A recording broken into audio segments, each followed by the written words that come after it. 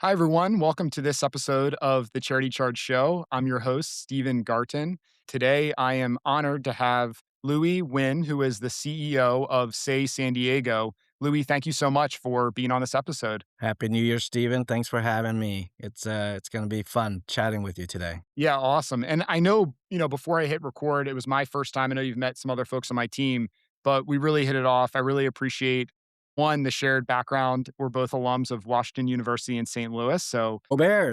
yes, go Bears. And I think your whole background and history leading towards what you're doing at Say San Diego is really cool, and we can touch on that.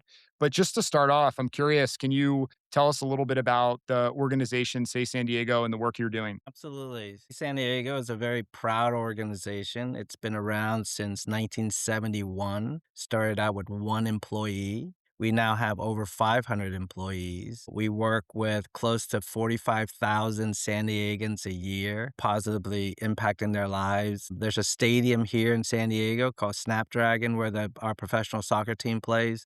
And that stadium holds 37,000 people, just to give you some context. We work with young people, particularly students. We work with 4,000 kids every single day in our after school programs. Allows parents to feel safe about where their kids are, who's tutoring them, who's mentoring them. So, very deep relationship with the school district. We also have a very robust mental health unit where we work with not only the students and their parents, we are at 26 school sites providing direct care to young students. We also work with young mothers, mostly from low income communities who need support. We work with them from the moment that they're pregnant to when they give birth. To when the child turns 3. We also work with young fathers and just fathers in general, actually, who are wanting to be a better parent. And we work with them in their journey. And so a lot of work that we do is about empowering through education, through mental health support, education to the community members and advocating for them as well as providing them with the tools to advocate for themselves. And so Say San Diego is one of the, I would say, top tier players here in San Diego providing care to the community and our reputation is we bring support to the families, to the kids, to the communities. And so I'm very blessed to be here. In a couple of weeks, it will be my 1 year mark as the new CEO, and excited to grow and really be a part of this journey. And this organization, as you mentioned, has been around since 1971, which is quite a track record. It's remarkable. As you also alluded to, next month will be your 1 year anniversary. What are the things that attracted you to the organization? And also, why did the board feel that it was a good fit, both in the mission values, but also the timing? Why was now the right time to bring in someone like yourself with your career up to that point? Yeah, it's a very intriguing question. It's very timely of the board. So my background is not in the nonprofit space. This is my first CEO role in the nonprofit space. I have been an investor by trade since I graduated from Washington University. And I worked in Tokyo for a number of years. I worked in the traditional investment fund management, running money for LA Police, San Diego teachers on the institutional side. So that's my traditional training. Eventually, I moved into the impact investing space when I had the opportunity to invest in some private equity in Southeast Asia, particularly in Vietnam. And that's where I saw the gap between the haves and the have nots and my personal journey of I got to do more with my skill set than just make money. And so investing allowed me to utilize my skill and be able to develop the community and help the community rise. And in that journey, I then became CIO, Chief Investment Officer of a impact investing firm called Mission Driven Finance, private credit, so essentially loans to nonprofits and small businesses who are solving a social pain point of some sort. So think early childhood education, preschools, a grocery store in a food desert. These businesses where banks will not lend to, but we did the due diligence, we took the risks and provided the capital for these nonprofits and businesses to help of the community. And then continuation of that journey is when the board of Say San Diego reached out and they wanted to diversify their revenue stream, get away from the traditional model of nonprofits seeking grants and contracts, which can really put the organization at risk in downturns. And so when they approached me, I said to them, look, if you want me to come in and run this organization, I'm not running it like a nonprofit. I'm going to run this like a business. And we're going to really be focusing on social enterprises. And they felt compelled and they thought it was a good time. And so I was honored to be given the offer late last year. And I took over in February of 25. And it was just right in time for when lots of orders were coming out of Washington, D.C., cutting grants, federal government curtailing support to many nonprofits. And so what we were already in the process of doing, which is diversifying our revenue stream, getting into social enterprises, has now just proven to be very timely and accelerating our move towards that space and becoming much more independent and much more self-reliant than was the case before. Awesome. Well, and correct me if I'm wrong, but to give perspective too, the organization from 20 at least 2024 as nonprofit financials are public record, looks like it's almost close to 28, $29 million in revenue. And so what you're able to do in the scale at which you're operating is really unique, quite frankly, in the nonprofit space. You know, I think something like 90, I reference it a lot, but somewhere near 97% of organizations are under 2 million in revenue. And so as we go on in this episode, I wanted to point that out for everyone listening in. So Louis, there's a bunch of things that we can touch on, but one of the questions I wanted to ask you right now is we work and support, over 3,000 nonprofits. But the nature is, again, as I alluded to, that 97% figure being under 2 million, that's probably about where the bulk of the orgs we're working with are. 2 million or so mark, maybe a million, maybe 500,000 in revenue. So if someone is listening to this, can you talk about some of the tactical things? I know that some of them might have been very specific to uh, the structure and sort of the assets and what you inherited at, say, San Diego. So it could be different than, say, a $500,000 animal shelter in Iowa or wherever. What are some of the tactical things though you did? What kind of advice and/or what kind of advice can you give as nonprofits across the board are experiencing the challenges you just highlighted in terms of funding and thinking about diversification? Very astute question, Stephen. So, being a nonprofit should not prevent an organization from being profitable. I think that is a major mind shift to say just because I am running a nonprofit, it's okay and I should strive to make a spread. And we call that a reinvestment spread, right? A reinvestment capital, reinvestment margin, because that's what it allows you to do. And so the traditional model is you have a funding source. The funding source provides the capital to the nonprofit. The nonprofit then provides the service to the community. At some point, the funding source shifts its focus or for whatever reason, cuts the funding to the nonprofit. The nonprofit then quickly shuts down its services to the community, and the community just gets whipsaw back and forth, right? Like one day they have this service and the next day they don't.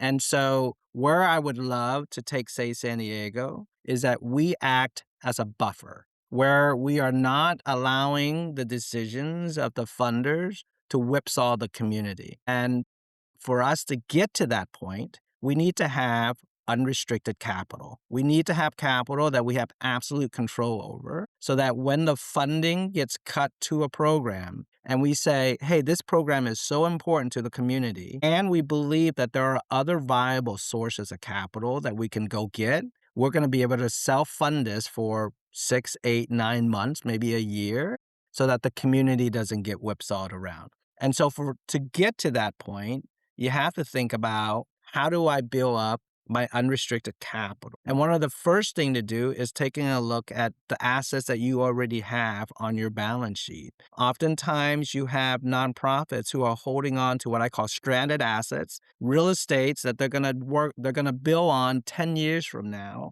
And I pose the question, I'm like, is it a better use for your community for sell it, liquidate it, use that cash now to support your community? right? Or is it for better for you to hold on to it? And whatever your decision is, it should be intentional. Oftentimes, when I talk to CEO, they're like, "I got this portfolio of real estate, some of which I intend to build on it in the next year or so, but the others, we're just going to hold on to it." And to hold on to it for what purpose is often a question that doesn't get answered. And so being much more intentional about your assets. And the other is sometimes you have organizations with reserves and endowments. And the question then becomes like, what is it for? And there's this general thinking that you just grow it and but like for what purpose? For what end? And so what we've recently done at say San Diego is we've taken a look at our reserve and we say, what is absolute rainy day amount that we need? Let's be intentional about that. Let's carve that out and put it into a super conservative CD ladder. We're not going to touch that. But everything north of that, we should be deploying, taking risks, testing new ideas for our community, taking risks for our community. And so that's something that I believe in. Like, what are we here for? We're here for our community, and we need to take financial risks, reputational risks to be able to bring services and impact to the community. If you have zero default rate or you have zero failure rate, you're not taking enough risk. Like, you need to have some level of risk and some level of failure because that's what we're here to do. We're here not to exist in perpetuity. We're here to bring impact and services to the community, and to do it in an innovative way, you have to take risks. And so, long answer to your very astute question, Stephen, is to really rethink whether you're a 2 million, 3 million, 30 million, $300 million organization. Many of them are very concentrated in their revenue stream, and one decision by the federal government will cut some of these nonprofits in half.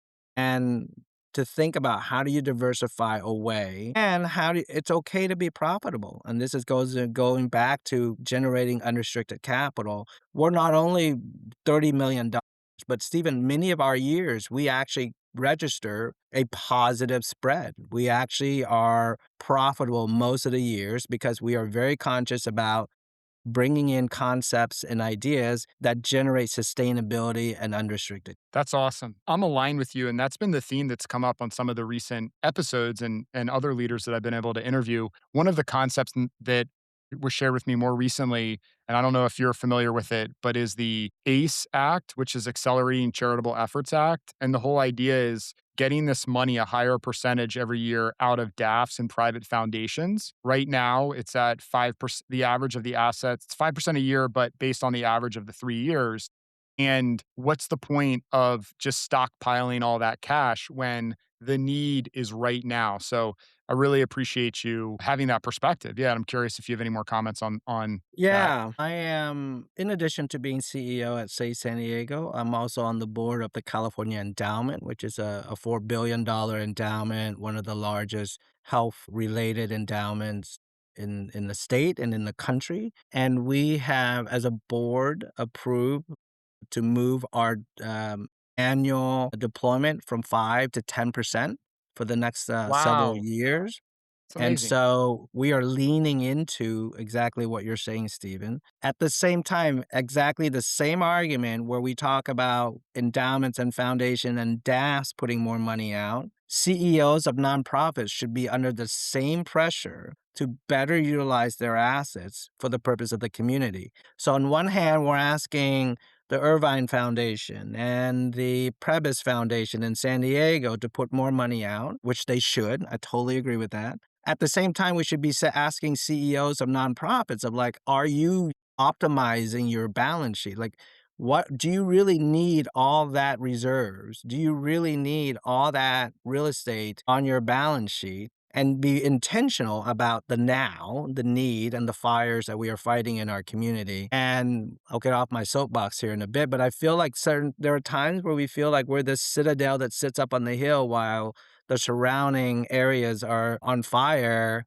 And again, what is the risk that we're taking, and how are we optimizing our balance sheet, but also how are we optimizing our social credit, our reputation, for the purpose of our community. I appreciate you sharing that. On a very specific point, Louis, I'm curious, given your career and your background, of course, in economics, business, finance, you talked about the importance of the rainy day fund. How at, say, San Diego, did you calculate that? And what kind of advice would you give? Because a lot of, organizations, what I found especially, and I think it's a big thing that helped, there can be many reasons why, but some of the reasons why 97% of organizations don't ever get over 2 million is the founder knows the cause and the mission and what they're trying to do in their community super well, but they don't have that business background. And maybe a lot of the early board members were close friends or people that were also passionate about that, but they never leveled up their finance acumen, either tactically or specifically at, say, San Diego, but kind of in the context of how should organizations think about how to calculate the runway and that rainy day fund? Yeah, so when I arrived at, say, San Diego, my very first meeting was a cash management meeting because it was an emergency meeting given what was happening out of DC. Luckily, we have very modest exposure to federal grants, but that exercise forced us to ask the question of, given Say's business model, right? If we lose contracts, what will happen? And we worked it through. And so hypothetically, I think this is where the CEO and the CFO really need to sit down and talk is like, if you have funding cuts, do you execute staff reduction because they are tied to that program? And if so, what is the impact on the balance sheet and the income statement? And you work through scenarios and then you triangulate and say, if this happened, we need to cover fixed costs so that we can stay afloat for 6, 9, 12 months so that we can scramble to get new funding sources, right? And so it's very intentional, our strategy. I think oftentimes when you go to seminars and you hear about best practices, it's 6 months of operating expenses, 9 months of operating expenses is like this rule of thumb. But what ends up happening is that you over reserve because you don't really need that much given what your business model is. And so my recommendation is for the CEO and the CFO to sit down and work through scenarios and say, if this happened, what is the runway that we need to be able to go and try to find new funding sources? Or do we say, hey, if this happened, we're not going to seek funding for that, but we need to be able to protect these other programs that are going. If that's the case, how much do we need? And then 6, 9, 12, whatever sort of that timeline that's comfortable for you, then lock that in, put that in writing. Because what happened is, as an investor, I know it's all very logical when things aren't happening, but when the world's falling apart, you panic and you're like, what, how did we arrive at this place? And if you have it well documented in a policy, you're like, okay, here's what we had thought. Now the world's happening. Now we're executing. I'll give you a little bit more. So we took our reserve and I proposed to the finance committee that we break it up into three sub reserves. One is the rainy day fund. One is for our social enterprise for quick opportunistic deployment when we see opportunities where we can really lean into growing something. And then the balance of it would be our capital reserve in case we are in need of buying, a building or moving out of our existing location. Just another quick comment. When I was sitting on the other side of the table as a chief investment officer deploying loans, I preferred nonprofits that had real estate, that had collateral, because I can hang my hat literally on a backstop to my exposure. Now that I'm on this side of the fence, this side of the table as a CEO, it's all about cash flow. It's all about cash flow to the community, right? Does the Somalian mother of three in San Diego care if I have a piece of property on my balance sheet or not? She just cares that we are there to help her and her community. So it's all about it's all about cash flow. And I now lean cash asset light as my operating philosophy to our balance sheet. And I don't want to lock up. If I had $10 million, do not want to lock that up in a piece of property. I would rather buy a handful of businesses that are gonna generate profit that we can then now have unrestricted capital sources, and now we're rocking and rolling, right? And so, anyways, I wanted to add that in there as sort of the thinking that has to happen for the CEO and the CFO together. I really appreciate you sharing that, and that's really cool that in your first year, given all of your experience up to this point, but being in the CEO of a nonprofit for the first time, you had a perspective change, which is really cool. I think it's really speaks a lot to you as I'm just getting to know you, but being open-minded. So I'm curious to that too, because you've shared a couple of things that you've changed or kind of instituted since being there for the past year. But what about some things that maybe were a surprise, just leading the team from maybe a culture, people management? Are there things that have happened over the past year that were challenges or were just eye-opening to you if you weren't expecting this first year? Yeah, I think many nonprofit executives, because of the world that they operate in, they define risk taking in a very different way. And when we start talking about social enterprises and market movement and market forces, risk taking is very different. And that has been another aha moment for me.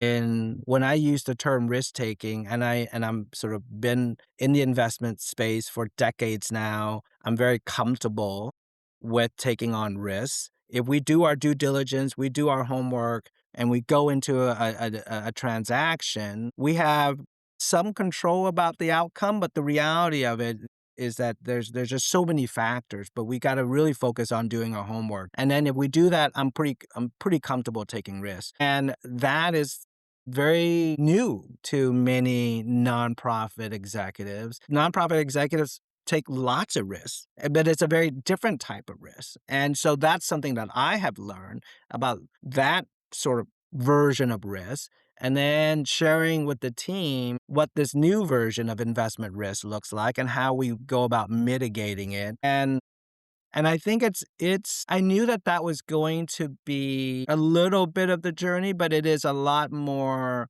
tricky than I had thought in terms of sharing what that investment risk looked like. How do we mitigate? How do we get comfortable? And why? And why are we taking on investment risk? And this again, I think goes back to the North Star being that we are here for our community, and for us to do good work, we got to be a little uncomfortable, and we have to be okay with a failure here, a failure there. And if you have zero failure rate, you're not taking enough risk. And so that's been a really interesting journey for me and the team to think about, taking on investment risk. And so happy to share some of the concepts that we're kicking around that's very, I think, innovative and thoughtful.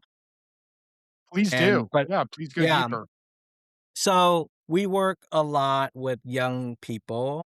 And as you know, mental health, mental well being for young people in America is at an all time sort of crisis level. And a lot of the research we looked at and examined have indicated that there's a real need for third spaces where young people breaking out of isolation, getting away from the house, getting away from work, getting into a public space where they feel comfortable, where they feel belong. And so, based on that research and based on what we've seen in San Diego, we're standing up a concept to buy boba shops. We're going to buy boba shops and convert them into wellness center. And so during the day, it operates like a boba shop. And maybe some merchandise is here and there. And then in You the mean like boba evening, tea? like boba tea, right? Cool. My Boba wife tea, loves that. boba drinks. Yeah. And then in the evening, we'll have open mic, we'll have board game nights, have everything in the shop will be curated for wellness, from the paint color to the music to the board games we choose, unity tables, lowering the friction of engaging and connecting with your neighbors. And then one of the nights, we're going to have a group discussion run by one of our 14 therapists who's on staff, and to allow young people, and we're talking about 18 to 25-year-olds. These are called transitional youth, where they get to chat and talk and open up. And if there is a need identified for more acute sort of one-on-one care, we have a pathway for that. So a boba shop in San Diego sells for about $150,000 on the secondary market. We're going to raise $1 million investment, not philanthropy. We're going to raise $1 million of investment. We're going to put in 150,000 of our own money. We're going to be first on the capital stack, subordinate to the other investors. Investors get a percentage of profit until they are paid back 1.5 times their money, and then they're out. So we're going to use that $1 million. We're going to buy 4 boba shops, 4 in high income communities. I mean, 2 in high income communities, 2 in low income communities, because mental health doesn't discriminate. We're going to have a sliding scale on boba drinks, where in a high income community we charge 750, in a low income community we charge 550, just throwing out numbers. And so we have signed a couple of NDAs to look at the financials of boba shops that are on the market. We put together a business model that we are now sharing with community champions to help us tighten it up and to answer a lot of the hard questions. We're going to raise that money here starting in March. We're going to start raising money. Hopefully, it's going to take us a couple months, and we'll start buying shops over the summertime, and we're going to run them based on this concept for a couple of years. And if it works, we can scale from 4 to 8 to 12 to 20. And if it doesn't work, we sell the 4 boba shops on the secondary market, get $700,000 back, take a couple of $100,000 hit, and we've tested and taken risks for our community. And so that's the kind of stuff that we are introducing and kicking around here in say San Diego. And I share with the team, I'm only interested in looking at concepts and ideas that are scalable, sustainable for the community. So, again, ton of risks, lots and lots of risks, reputational risks, operational risks. But I think if we do our homework, we can do it. That is a really cool concept and model. Would you mind sharing one other model in addition to the boba shops or something that's Sure. been done before? Sure. We have so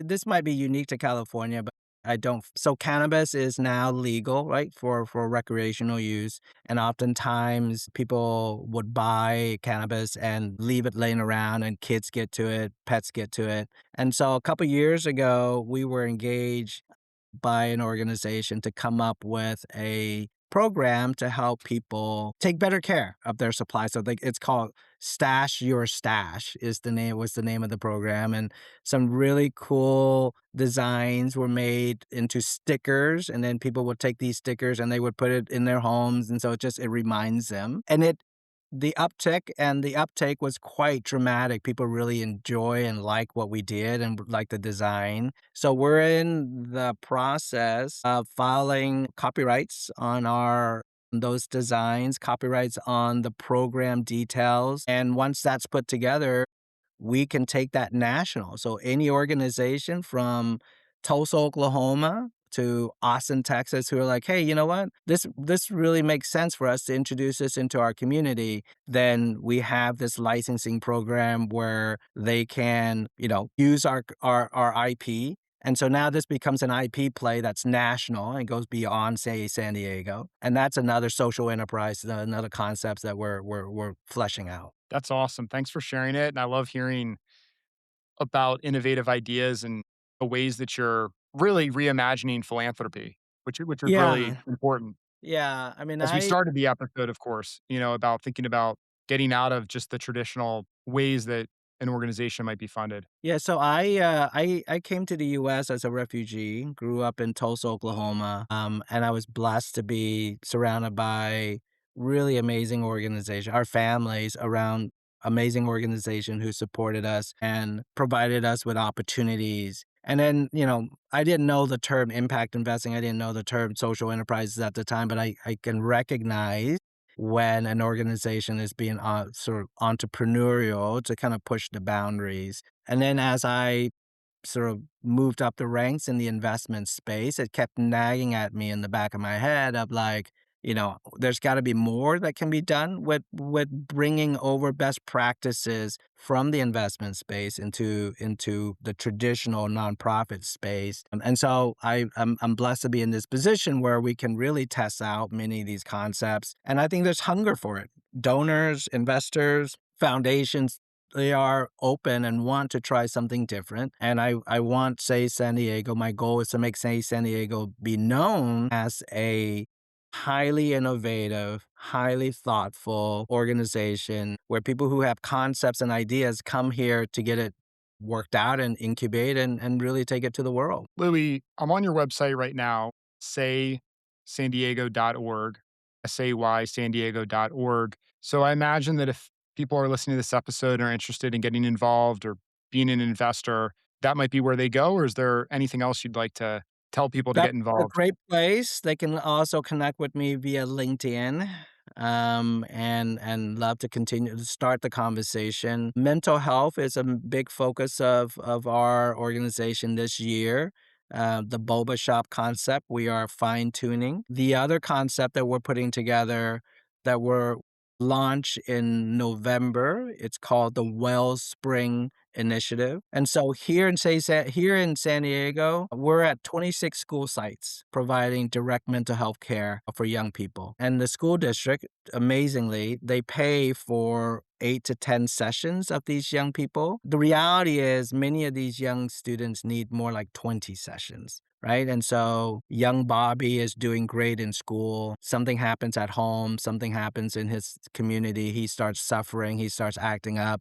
Teacher notices, teacher refers him to the counselor try to work with him, nothing happens, and then counselor refers him to one of our therapists. And if young Bobby is back on track after 8 to 10 session, he's golden. But if he's not, there's only so much the district can pay, and without paying for his therapy session, young Bobby is in a spin cycle, right? He's just going to go into this spin cycle. And so what we're standing up is an initiative to pay for 1,300 therapy sessions a year in perpetuity. And so that's our first stage. We hope to grow that, but essentially we're growing. We are raising $2 million that's going to go into an investment account. The income that comes out of that investment account pays for our therapists to provide care for these young people in perpetuity. So essentially it's a mental health endowment. And we launched that in November, and the Irvine Foundation have made early commitment. The California Wellness Foundation have made early commitment. A couple of other statewide foundations have made commitment. Say San Diego board is in the process of approving a $200,000 grant matching investment in our own concept to show to the community that we're putting skin in the game. And the district attorney's office is very interested. So after launching in November, we're now at the mid-January mark. We probably have soft circle $700,000. And so we would love to invite investors who are keen on supporting mental health in perpetuity and like sort of a long-term care to join us in this journey. And they'll find more information about it on our website, and they can reach out to me on LinkedIn and love to chat with them as well. Louis, I want to make a personal comment on that and then ask you a question to close out regarding the investment side. I'm so happy to hear that, what you're doing. For myself personally, I grew up candidly a very blessed and privileged background. My parents and grandparents sent me to private school. I went to Wash U without student loans because they took care of that. But what was never taught to me at those schools was this concept of meditation, mental wellness, in some ways here or there, but for all the time that was spent learning algebra or reading Great Expectations or any of that kind of stuff, there was not enough around it. And it took me. I'm 39 now. Only I would have been 37 when I found TM Transcendental Meditation by watching a video of Jerry Seinfeld talking about it.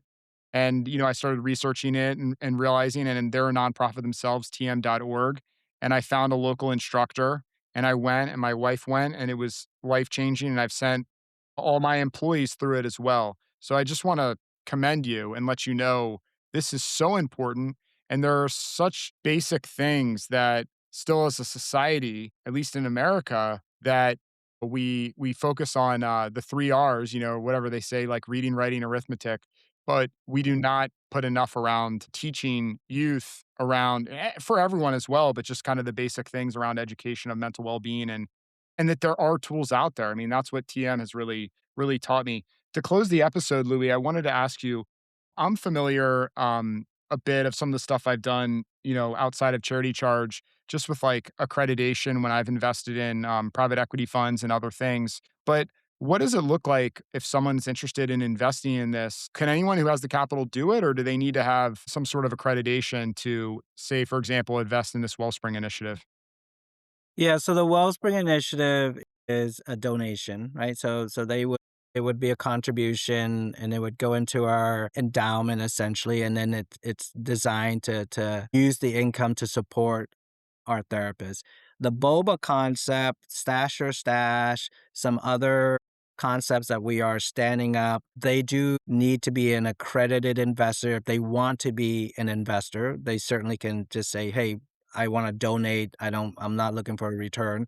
But if they want to invest, they will have to be an accredited investor, and there's a very set definition for that. And so we have to still work out the kinks, but the current concept is essentially taking a low they would provide the capital to, say, San Diego, who in turn would sign an investment document with them outlining sort of the expectation, just like any PPM would look like. But, you know, you bring up an interesting question because there is a pathway for us to open it up to non-accredited investors if we go through, let's say, a WeFunder site where we can list our concept on the site and be able to bring in capital where at that point it's designed for non-accredited investors. At this point, I think at this first stage to keep it clean and tight, and we're raising $1 million, which shouldn't be. I would prefer it to be maybe a handful of investor at most, and that would be sort of in the accredited investor realm. Awesome. I appreciate you sharing that and everything that you've shared with us today. It's really cool to have you on the episode. Thank you so much for being here as a guest, Louis. It's been a joy and a pleasure to connect with a fellow traveler on this journey of making the world a better place and, you know, and a WashU alum. Go Bears. Go Bears. The feeling is mutual. And also, thank you for everyone that's a part of this journey listening to the podcast. This is another one with Louis Wynn, CEO of Say San Diego. Take care.